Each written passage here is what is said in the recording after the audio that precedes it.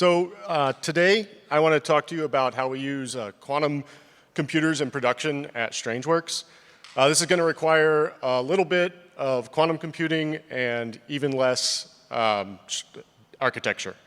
So the computers that we know and love all use bits, and qubits look like bits if you just look at them, but if you compute with them, you get access to new interactions that we're just kind of figuring out how to use. So the universe is actually made of quantum information, but the bit is just a tiny part of that. But we're really good at using bits. And we know how to combine them, we know how to scale them, we can do all kinds of awesome stuff with them. So what about a qubit?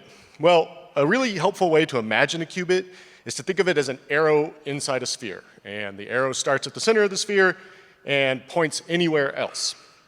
So I told you bits were a subset of that, so how can we represent bits? Well, a down arrow is the bit 1, and an up arrow is the bit 0. And we changed this qubit by rotating that arrow. So turns out we can encode a ton of information in that angle of rotation. We could encode all of Wikipedia in the angle of rotation of a single qubit.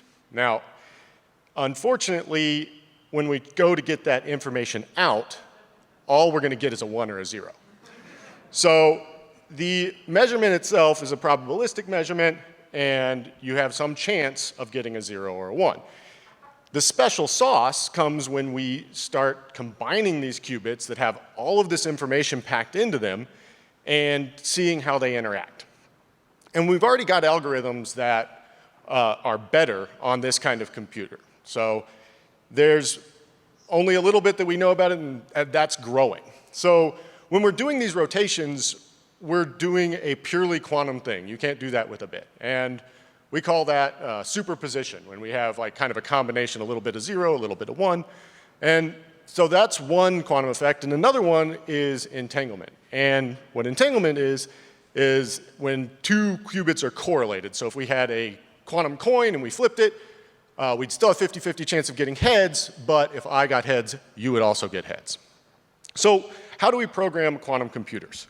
Well, one way is with this circuit model. And I know this looks like sheet music for aliens, but the meaning is concrete.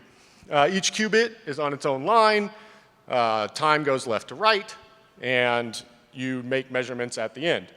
Also, we can program it with a quantum assembly code.